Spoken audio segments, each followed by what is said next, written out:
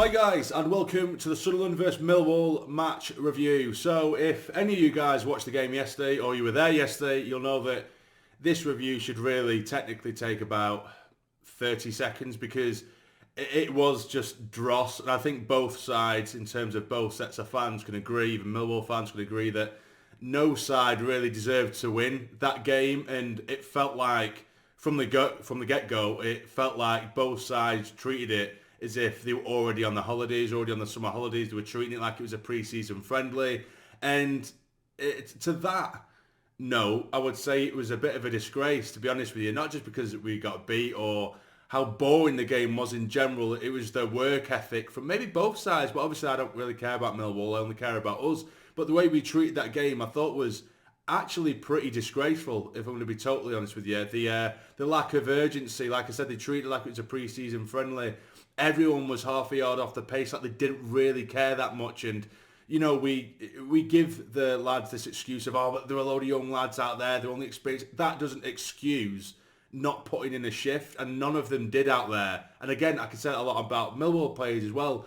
They didn't put a shift out there, regardless of lack of experience or anything else. You know, they need to take that responsibility, because at the end of the day, fans still pay the exact same for their tickets, regardless of whether we're fighting for playoffs, starving after relegation, or if we have nothing to play for. They need to pay the exact same. So we expect to see the exact same level of commitment every time. Win, lose or draw, we expect to see the same level of commitment. And what we saw right there were 11 players on the pitch who didn't really give a shit. And that is what I mean when I say it was a fucking disgrace to watch. It was embarrassing to a degree. It really was. But we will get into the game. That was just my immediate frustration. I thought I'd get out of the way. If you do agree with me, please hit the like button for me. That'd be very nice. But getting into the game, beforehand, the news was revealed that Dhannoo wasn't starting and that he's also out for the remainder of the season, which, I won't lie, of course, I don't want Dhannoo to be injured. I never want Dhannoo to be injured. I think he's a fantastic player. He's had a cracking season. However, when I did make the video the day before the match, when I said that I'd seen rumours, that I'd heard rumours, that I'd been told and stuff like that, a lot of people said, oh no, it's just clickbait, you're just chatting shit for views. And it's like, that's not what I'm here for. I'm just here to update from what I see, what I hear. And it just happened to be true, unfortunately. So I did have a sense of I told you so type thing. But at the same time, it's Dhannoo who's out for the remainder of the season. Hopefully he's back and fit for pre-season. He's still going to be wearing a Sunderland shirt, you know, because there are, of course, going to be rumours around a lot of our players this summer. But getting into the game, there was a plethora of changes in terms of Hume was on the bench. Pembele started. Alessi started as well, which I said before and in the previous game I really wanted to see. But we did go with the five at the back. We had Alessi, 09 and Ballard as the back three. Then we had Styles on the left wing back, where I think he looks a lot more comfortable. Not as a straight up left back, but as a left wing back he looks a lot more comfortable. Pembele, right wing back should I say. Job and Ekwa in the middle. Rig on one wing, Clark on the other, and then Dak started up top. So when you see that, you just think, what's the point? You know, you've got people like bloody Burstow on the bench. You know he's not going to get a game. Hamia, he's barely playing him. And I said in the last video, I don't really want to see the likes of Watson and youth players rushed, but when you got players on the bench who are just simply making up the numbers, you may as well have some of our youth players there. So that was a bit annoying for me. And see Dak up top when there's actual strikers on the bench as well. Granted, the shit, but still, it proves a lot, doesn't it? But getting into the game, the opening sort of 10-15 minutes, I felt like it was all us. Our one sort of tactic and way of play seemed to be from set pieces, which you don't generally get with us. Dak with a couple of corners early on. He did the same couple of corners twice very early on. He'd aim for tried to hit 09 at the far post. He would always win it and he'd head it back across goal. Then Ballard would get the second and he headed it over the bar from close range, which he arguably should have done a lot better. And that happened again not too far after. Another chance where Pembele seemed to wriggle his way through 5-6 Millwall players before getting the ball nicked off him. Rig, who looked really exciting, sort of barged his way and wriggled his way through a handful of Millwall bodies before hitting a strike straight at the keeper. But that was all she wrote in terms of like the entirety of the first half. They didn't really look like they wanted the game. They didn't look like they were going to score. Neither did we. But that was the sort of first half, and then the second half come, and then we were having to ring the changes. Dak come off, apparently he pulled a groin or something, or he was feeling a strain, although he barely did fuck all throughout, which is it just shows the recruitment's been piss poor this season, and it really has just been vile. Yeah, he had to come off, but then the changes from Dodds, and I do defend Dodds to a degree, because I've seen some people say after this game, saying it's a disgrace, it's awful that we play 5 at the back at home against Millwall and stuff like that. But at the end of the day, if we won that game, you'd say it was great and we found a system, because last few games, yes, it hasn't been as free-flowing attacking-wise, but we've defended very, very well, and we've managed to sort of mount wins after so many defeats not too long ago. So it's one of those hit and miss. I understand the whole, we shouldn't be playing 5 at the back against Millwall, but it's not quite, I think, is as straightforward as that and as simple as that. But yeah, the second half, his changes were baffling, to say the least. Some of the changes and where he was putting players. Eventually did bring Hume on, who I think he put him at left wing back, and Pembele stayed on, and then Styles went into the middle, Job went up top, and then later on in the game, he brought on Mundle. He stuck Mundle left wing back, and Pembele come off. Rig could have easily gone into the middle. He had an ample opportunity to put Rig in the middle where he actually does play. He brought Rig off. He brought Abdullah Bar on, and it was a mess for me. It just looked like a mess. It felt like pre-season, and we were just experimenting all over the park with shit decision-making from the manager. So, as much as I give shit to these players, and I'm not going to keep giving them excuses, the manager, his decision-making in terms of subs and tactically was fucking horrendous, particularly that second half. But you can't analyse this game too much, because it was a terrible game where both sides treated it like a pre-season friendly, as I say, and it was that bad. But rounding up that game, it is. I just want the season to come to an end. That's what it is. That's what I'm feeling. I'm feeling dejected. It's depressing now watching the lads. Even when we do get a win, you don't feel that same sense of oomph, because the football on show isn't the same, and the recruitment is. This season's been an absolute write-off, which is a shame. And I want to try and counteract some arguments, but also understand them, because I've seen it online, particularly on Twitter or X or whatever, where people have said, you can't give Speakman another chance just because he got us out of League One. He doesn't deserve another chance. How can you possibly give someone another chance who's had such a shit show of a season? Now, the thing is, we've had certain owners, we've had different directors of football, different members of staff higher up in the club in the past, where all they've had is a shit track record, and that is it. And we give them chance after chance after chance, and they hand us shit season after shit season after shit season. I've seen that, and I've witnessed that.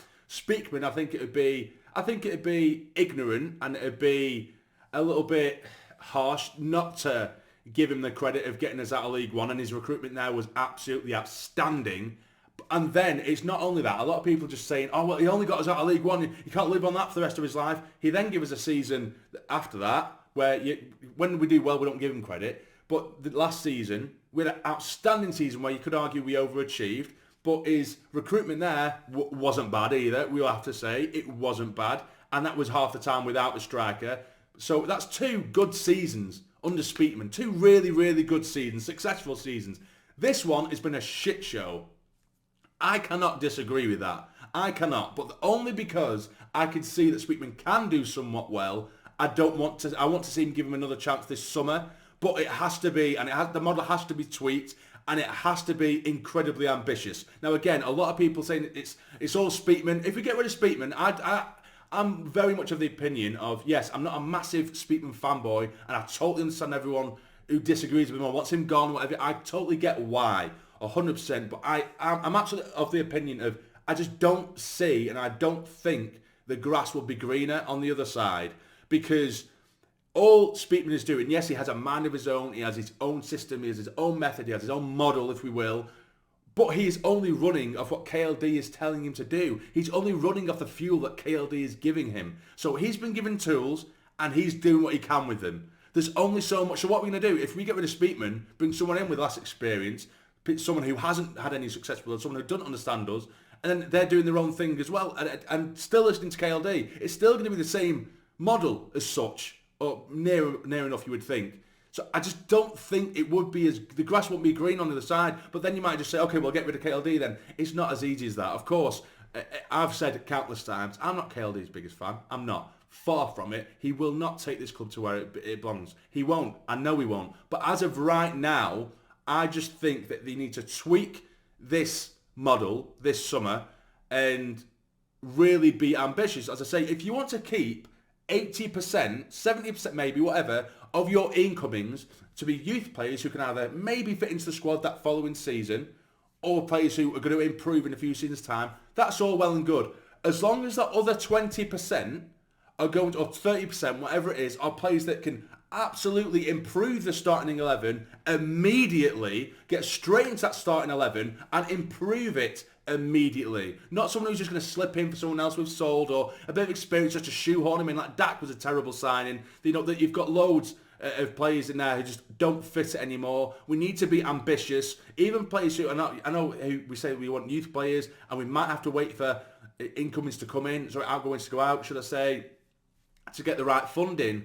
But we need to be ambitious. I want to see go for players for like Whittaker, like I say, Schmodix. I know he's had a stupidly good season, but you know, and he was linked with us only recently. Yeah, but Schmodix is a player for me who I don't think he will get a Premier League move. He may do, but you know, given his age and his style of play, he's someone who, and he's done it for against us time and time again, where you might not see him for 90 minutes, but every time he does touch the ball, it's the back of the net. He might not get too involved, but there's other games where he dominates, and he's someone who would immediately improve our starting 11. And you might think, you know, we're not too far off Blackburn or whatever, you know, why would he do that? I think, what I'm saying, if we are that ambitious, go for it, throw money at it, and be ambitious. Don't try and scrimp money this year. If you really truly believe, you know, KLD and Speakman, that we should be heading for playoffs or going to go for promotion, we need some kind of ambition. We can't live off 17-year-olds who haven't seen a professional game of football before and haven't played in a professional game and then hopefully going to do something. Because yes, you might say, oh, but if KLD gives the excuse, or they give the excuse of, oh, but we did bring in strikers. Yes, you did. You brought academy strikers and threw them straight into a team that only last season were in the fucking playoffs. They've barely seen the light of day in terms of a professional adult game, let alone anything else. Do you know what I mean? It just needs to be tinkered and improved massively. I really just hope they get it right this summer. And I'm almost somewhat excited because I want them to come out at the end of the season, and I want them to, both KLD and Speakman. I don't want Speakman to come out and just to be the whipping boy because KLD is absolutely behind him. He's his puppeteer. So I want them both to come out and address their wrongdoings for this season, which is the recruitment was horrible. They've absolutely fucked up the managerial side of things. You know, when Mowbray went, they had no plan. And he dilly-dallied for too long. It ended up on the cheap option, which was Michael Beal, who was a fucking horrendous option anyway. And then after he was an absolute shit show, rather than trying to get someone to steer us to, you know, maybe a good level of football or someone to come in and get to know the lads before next season, you give it to Dodds. And he's just been thrown under the bus now with a team that were already dejected and probably think, what the fuck is going on here? This is a joke. You know, it's a circus. They've made the club a circus this year. And it needs to be rectified. But that's it. I'm rambling on too long. What do you guys think? Let me know in the comments down below. What do you think about the game yesterday? You probably fucking just... It was a shit game. End of story. Terrible game of football for both sets of fans. And what do you think about the summer as well? I just want the season ended, me guys. I'm just done with it. I am. It's boring. It's boring now. But either way, guys, hit the like button for me. Subscribe if you're new. Take care. Stay jammy.